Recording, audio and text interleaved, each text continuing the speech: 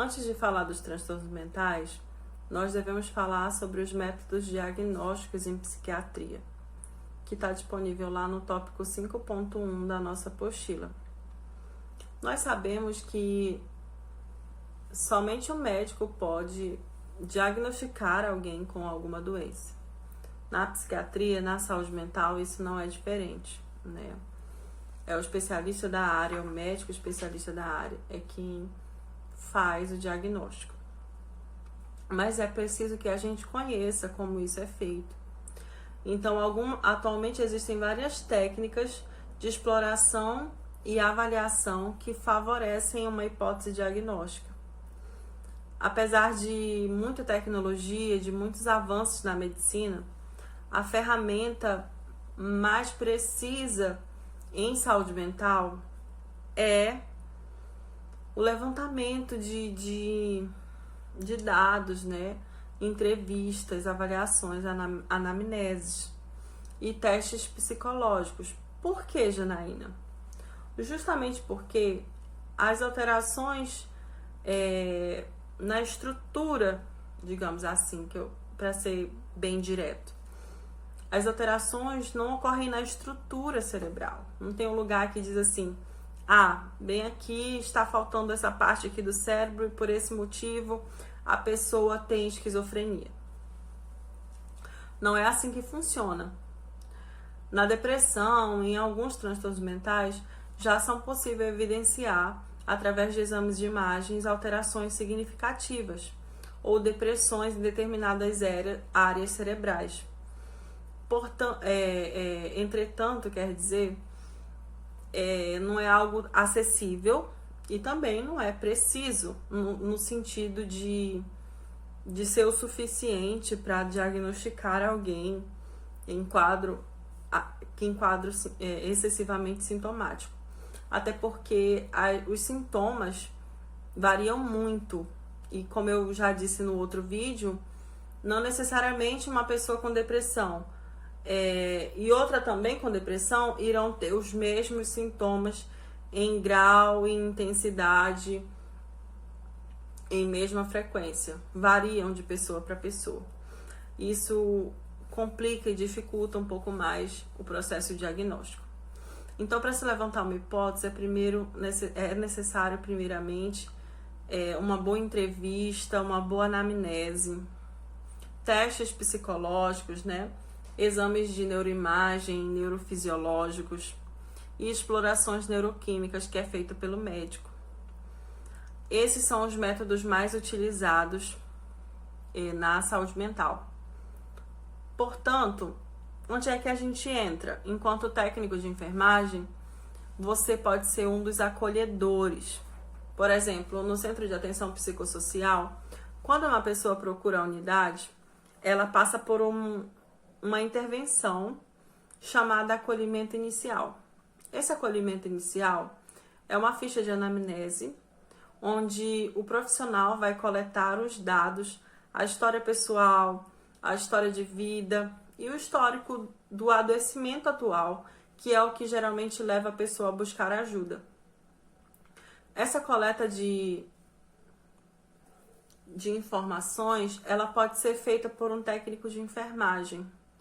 E é então que a gente precisa saber com clareza quais sintomas devemos colocar diante de um protocolo que vai ser utilizado como ferramenta, como ajudador, né, no processo diagnóstico de um paciente. E vai ser lido por toda a equipe multiprofissional, incluindo o médico. Então, a importância da gente saber o nome técnico dos sintomas, a importância de nós conhecermos os termos que são utilizados de forma adequada e quais sintomas.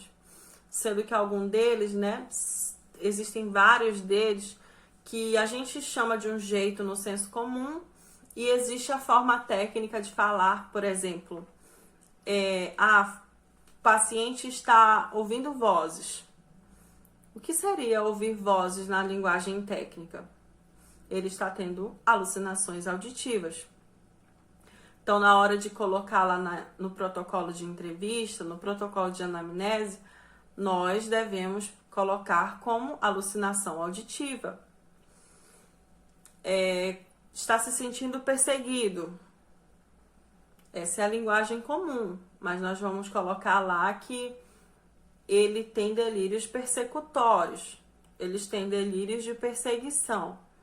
Desse tipo, a gente deve colocar de acordo com uma linguagem técnica que é usada por todos os profissionais. Jamais nós colocaremos nesse protocolo, nessa entrevista, uma hipótese diagnóstica, uma sugestão diagnóstica. Nossa função será somente de coletar os sintomas que o paciente apresentou. Em muitos dos casos, nem é o paciente que te fala. Às vezes, o acompanhante dele traz informações riquíssimas para esse processo diagnóstico. Então, a nossa ferramenta, nós fazemos parte, nós podemos utilizar a entrevista, a coleta de dados, a coleta de sintomas, né, de histórico do paciente. Nós fazemos parte desse processo diagnóstico com essa intervenção, que é onde podemos estar. Ah, mas é só o técnico de enfermagem que faz isso em um centro de atenção psicossocial? Não. Todos os técnicos fazem isso. Assistente social, o enfermeiro, psicólogo, terapeuta, todos os profissionais que fazem parte da equipe técnica podem realizar esse tipo de intervenção. Então, ocorre mais ou menos assim, de acordo com uma escala interna ou de acordo com aquele profissional que está disponível naquele momento. Não tem uma regra, mas é importante que a gente conheça para que a gente saiba que é algo obrigatório para nós conhecer esse tipo de sintomas. Eu vou mostrar mais um pouquinho na frente. Também disponibilizei no material em PDF não, em PowerPoint, alguns slides que falam muito sobre o tópico 5, sobre a classificação. E lá tem uma imagem de como que é essa anamnese, de como que é essa ficha de acolhimento inicial. Claro que não tem um padrão. Cada instituição cria o seu próprio protocolo, cria a própria coleta de informações. Mas algumas dessas informações são comuns e aplicáveis a todas as fichas de acolhimento. Então é interessante que a gente tenha uma visão de como isso ocorre na prática. Ah, Janaína, mas eu tenho que saber desses sintomas só para me fazer essa ficha? Não. Um paciente em saúde mental, ele, quando passa a ser acompanhado pela equipe, ele passa a ser avaliado de forma constante e dinâmica. Então, é necessário que a gente conheça esses sintomas para estar evoluindo também no prontuário desses pacientes, para manter a comunicação com a equipe de forma técnica. Então, não só para isso, mas durante todo o processo terapêutico, os profissionais eles vão se embasar nos sintomas que aquele paciente está apresentando, até o processo de estabilidade e alta. Então, é importante. Até porque eu havia já comentado sobre a importância do técnico de referência. O técnico de referência não é o profissional que escolhe, mas a partir das vivências ali, né, em momentos terapêuticos, é aquela pessoa em que o paciente ele tem maior vínculo, ele cria maior vínculo. Então, por exemplo, no CAPS que eu trabalho, tem muitos pacientes que têm a técnica de enfermagem, um técnico de enfermagem como referência, e assim, pode acontecer tudo. O médico pode prescrever, o psicólogo pode orientar, mas aquela pessoa só faz a orientação que ela confirma, por exemplo, com o técnico de referência dela. Então, olha a importância, olha a responsabilidade da gente saber levar uma informação segura, uma informação técnica a um paciente e a um familiar que nos procura. Então, é interessante também a gente se atentar para isso. Nós já aprendemos o que são os transtornos mentais. e vimos que são alterações e comprometimentos no funcionamento cerebral. Não é na estrutura, e sim no funcionamento, que provocam alterações no nosso comportamento, humor, emoções. De uma forma mais ampla, os termos distúrbio, doença, eles se associam ao termo mental para definir esse tipo de comportamento, esse tipo de patologia. E aí, então, a gente precisa entender que sintomas são esses que praticamente são comuns. Então, nos sinais e sintomas, nós temos também uma classificação. Lá na apostila, tem uma definição bem breve que fala a respeito desses sinais e sintomas. Eu gostaria que vocês acompanhassem lá no tópico 5.1. Os sinais e sintomas também precisam continuar sendo observados e registrados por toda a equipe que atende o paciente, a fim de manter uma avaliação dinâmica e ajustar o tratamento sempre que se faça necessário. Nesse aspecto, a participação do técnico de enfermagem é essencial, devendo este conhecer os sinais e sintomas mais comuns e estar atento para as suas manifestações nos pacientes, a fim de transmiti-las ao restante da equipe. Vamos descrever alguns sinais e sintomas das funções psíquicas, e esses nas suas classificações. Assim como a gente vai ver a classificação dos transtornos mentais, nós vamos também ver a classificação desses sintomas. E o primeiro deles são as alterações da sensopercepção. Também vai estar disponível lá no PowerPoint de vocês, que vai estar demonstrando através de imagens e vai nos ajudar a esclarecer isso. Nas alterações da sensopercepção, nós temos... O que é a sensopercepção? Para a gente começar. Eu até comecei o tópico falando a respeito disso. A sensopercepção, isso está lá na apostila, vocês podem inclusive grifar. É a capacidade que desenvolvemos de formar uma síntese de todas as sensações e percepções que temos a cada momento, e com ela formamos uma ideia do nosso próprio corpo e de tudo que está à nossa volta. Então, assim, é a nossa noção de realidade. Quando a gente tem alteração de sensopercepção, a gente de alguma forma deforma essa personalidade, essa realidade, desculpa. E é interessante que uma pessoa que tem esse tipo de sintomas, a realidade fica distorcida para ele. Então não significa que nós, porque ele está dizendo que em tal lugar tem tal coisa, está aparecendo, está vendo, não significa que a gente também vai poder ver. É algo que somente ele está sentindo. Então lá no PowerPoint eu identifiquei para vocês quais são os principais tipos de alteração da sensopercepção, que são as alucinações e as ilusões. As alucinações, elas podem ser de vários tipos, e eu classifiquei para vocês como que elas podem ser. As alucinações podem ser auditivas, visuais, gustativas, sinestésicas e das relações e funções corporais. Como que eu sei que eu tenho uma alucinação auditiva? Eu até citei como exemplo ainda há pouco. A alucinação auditiva, ela está relacionada com o ouvir, né? O nome já sugere com a audição. Então, o paciente ele está ouvindo vozes que ninguém mais está ouvindo, que mandam fazer alguma coisa, ou que dizem que a pessoa não é capaz, né? Dependendo do quadro que envolve aquele sintoma, aquela pessoa está ouvindo vozes que ninguém mais está ouvindo. A outra são as alucinações visuais. Como que são essas alucinações visuais? Como também o nome já sugere, estão relacionadas à visão. Então, o paciente está vendo coisas que só existem para ele. Por exemplo, está vendo que tem uma pessoa aqui perto, ou está vendo um monstro, um personagem de um filme, coisas desse tipo. Ou diz que alguma coisa, né, tá perto e não tem nada.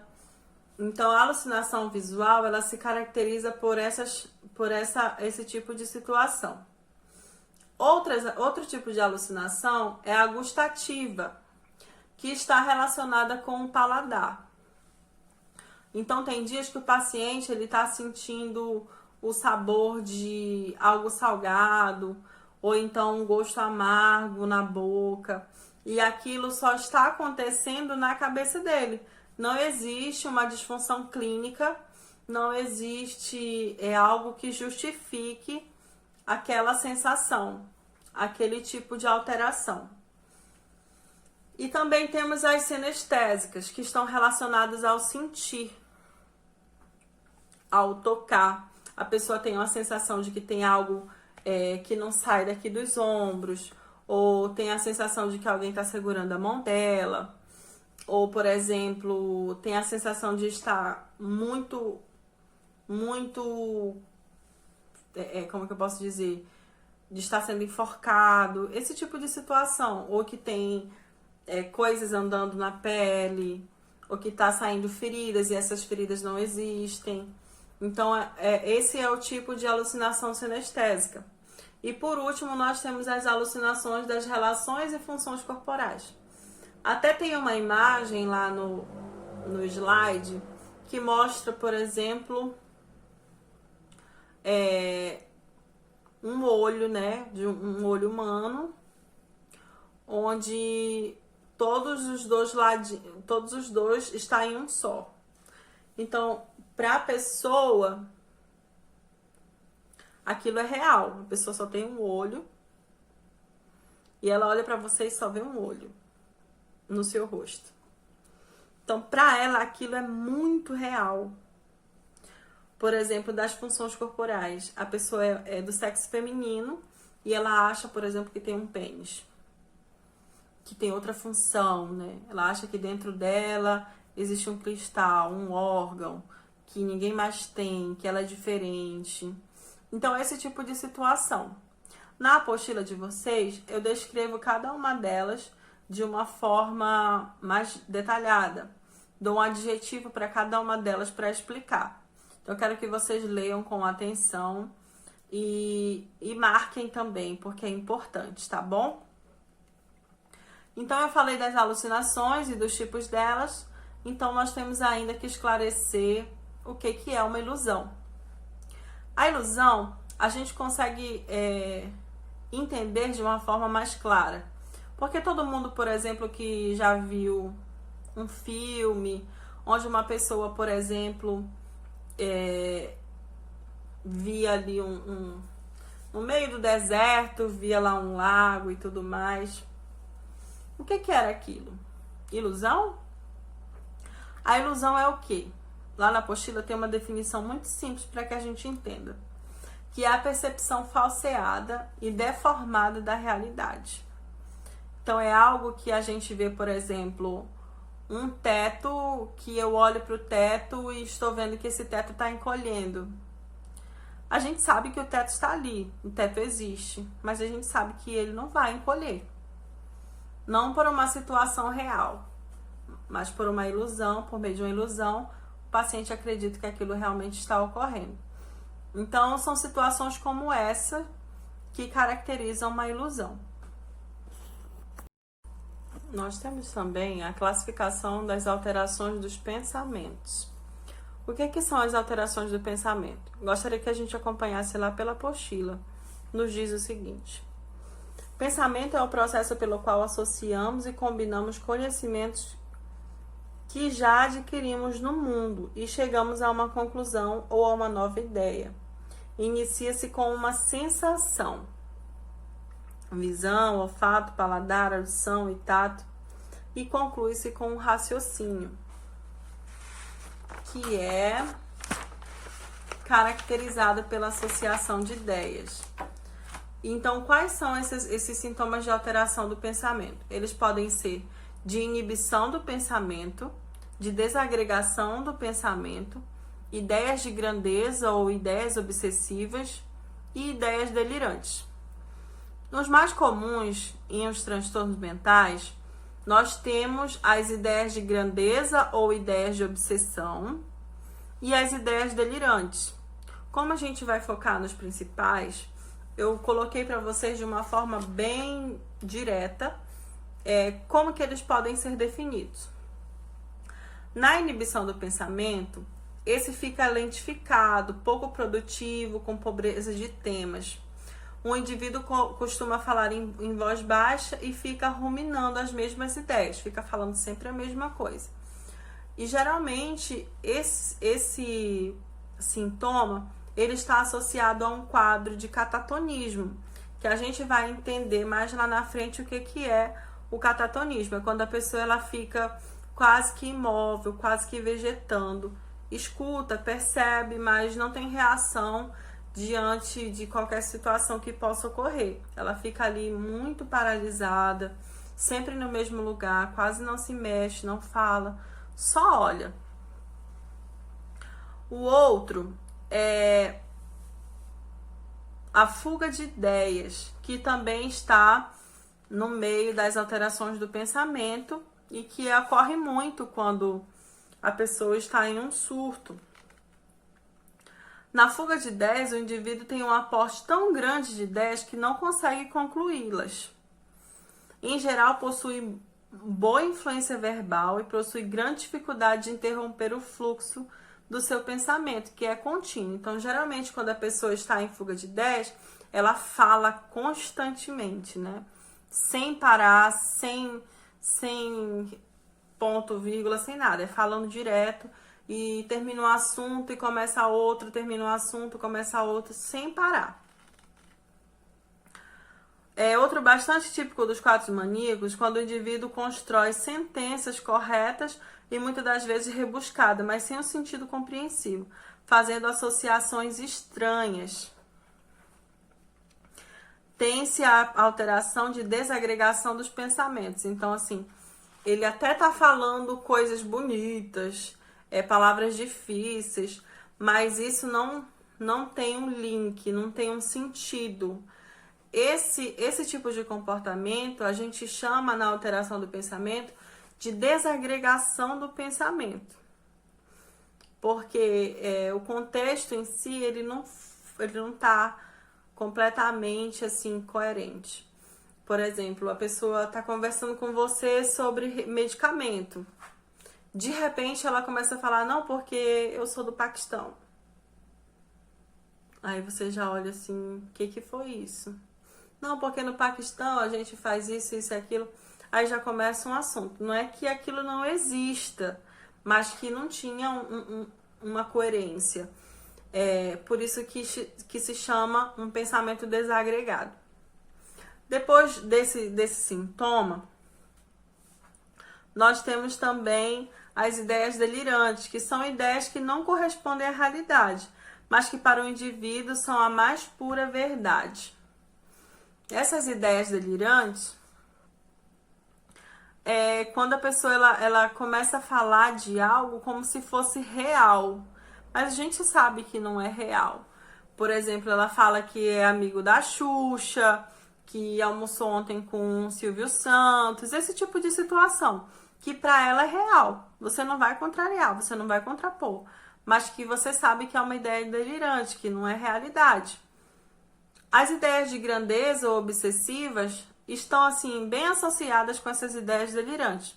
Elas estão naquela ideia de que uma coisa muito grande, de que um dom muito especial está sobre aquela pessoa, de que ela tem um dom de curar, de que ela tem dom de fazer milagres, que ela escuta, que ela prevê o futuro, ou então ela tem uma obsessão por determinada coisa, por exemplo, resolve achar que ela é a protetora dos gatos, então ela quer todos os gatos do mundo e tem um monte de gato em casa e eu amo gatos e eu vou cuidar deles para sempre. Esse tipo de comportamento, que são alterações do pensamento que chegam, né, a trazer outros sintomas associados, que vão trazer uma conclusão de um quadro de crise.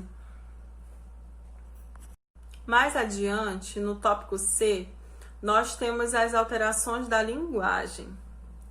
Quem quiser acompanhar pela apostila também tem cada uma delas ali descrita.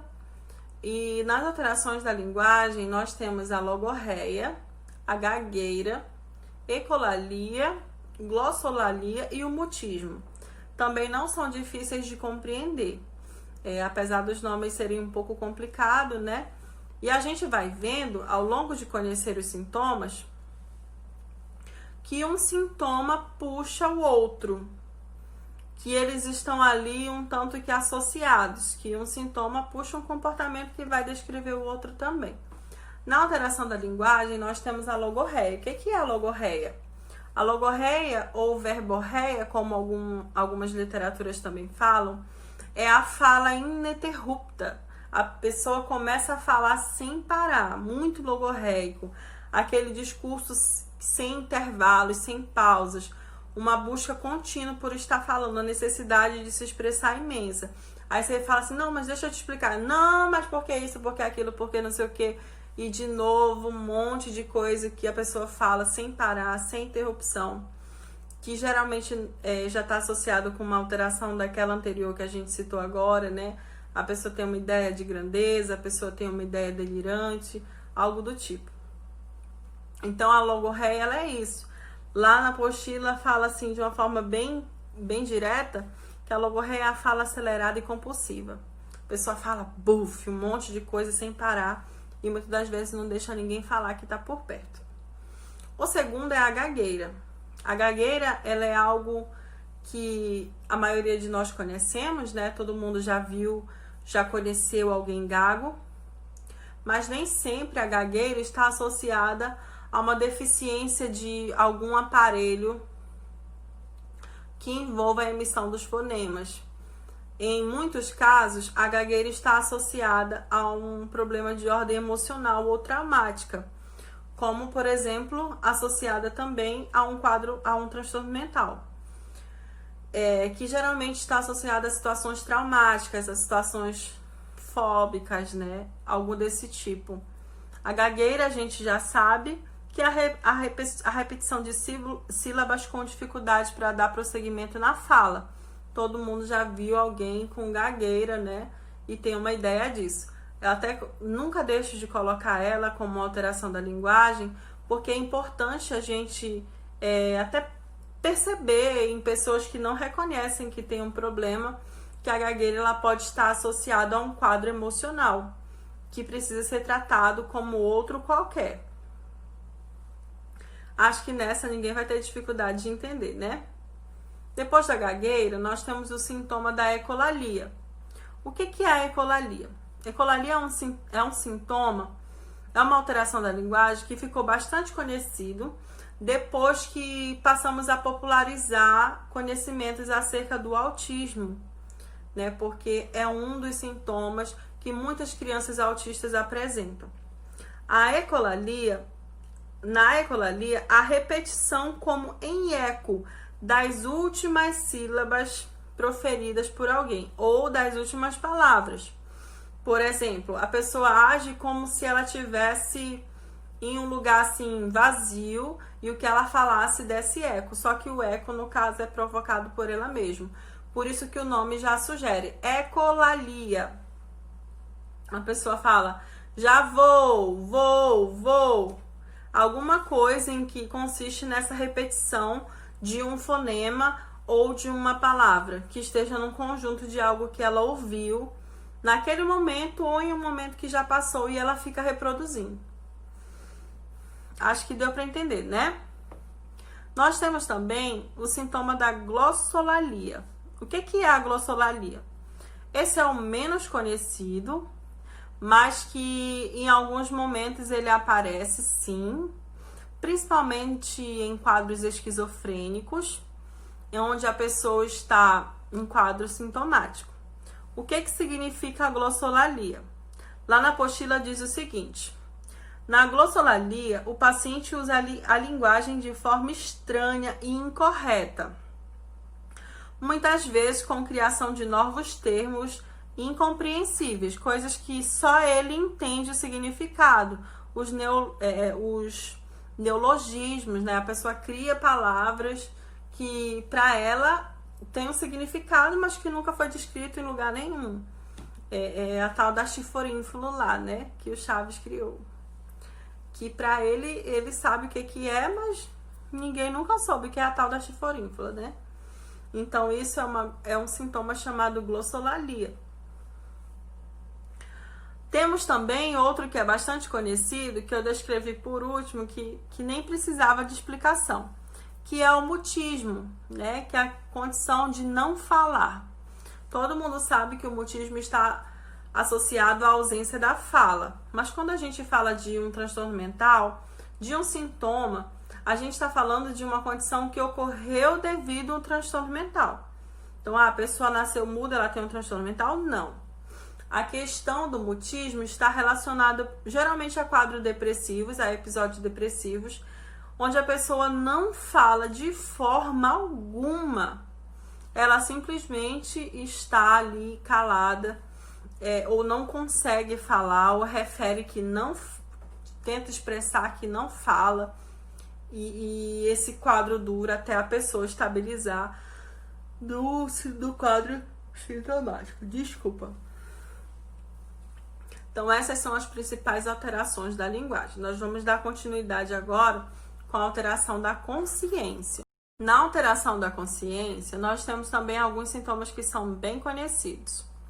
Alterações da consciência, a gente se pergunta, né? O que é a consciência? O que é o estar consciente? Eu até deixei o tópico começar com essa definição para a gente poder entender os sintomas que vão ser ditos a respeito dela. Lá na apostila diz o seguinte: a consciência é que faz de nós mesmos seres psíquicos vinculados à realidade. É através dela que nós damos conta de nossas sensações, percepção do nosso ser. Sua alteração apresenta várias formas. Então, assim, a consciência é o que me faz estar consciente do aqui e do agora. Por exemplo, de eu estar consciente de que para eu ir para a sala de aula, eu preciso me vestir com um uniforme. Eu estou consciente de que eu vou lá para aprender algo.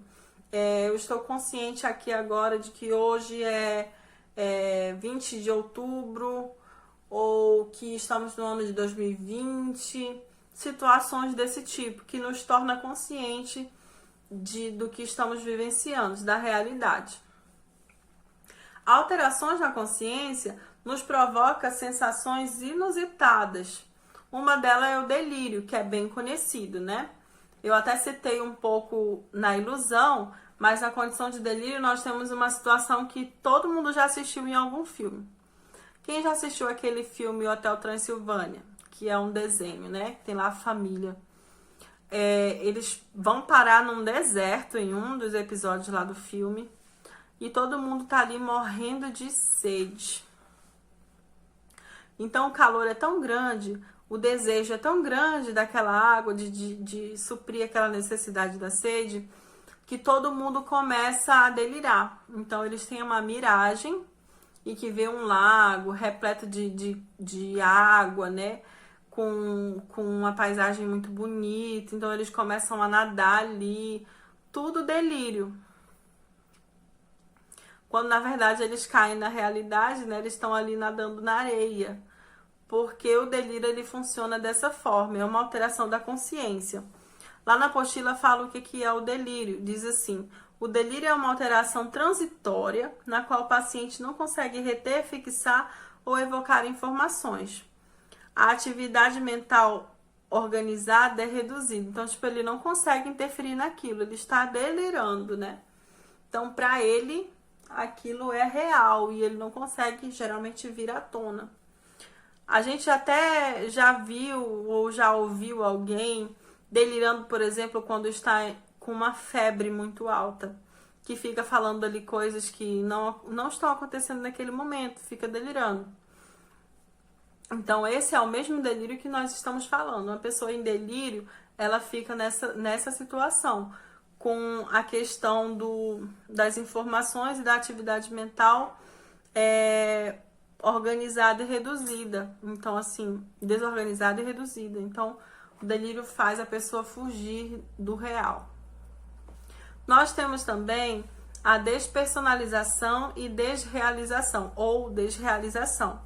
Eu até deixei também bem demarcado lá na apostila porque são nomes bem complicados. Então, para a gente recordar. O que é isso? Acontece quando o indivíduo não reconhece a si e ao que rodeia, perdendo a sensação de familiaridade, deixando de reconhecer a própria identidade. Já quando apresenta o estranhamento ou reconhecimento das partes do corpo, denomina-se alteração da consciência corporal. Mas está dentro dessa desrealização. Então, quando um paciente está num quadro desse, ele começa a não reconhecer pessoas que são comuns no cotidiano dele. Ele não reconhece onde ele está. Ele pode morar 30 anos numa cidade em que ele sabe onde fica todos os locais, mas ele vai lá na padaria que ele vai todo dia e de repente não sabe voltar, se perde. Não necessariamente aquele paciente ele está com Alzheimer ou com amnésia, mas ele está em um quadro de alteração da consciência, que está dentro desse sintoma de desrealização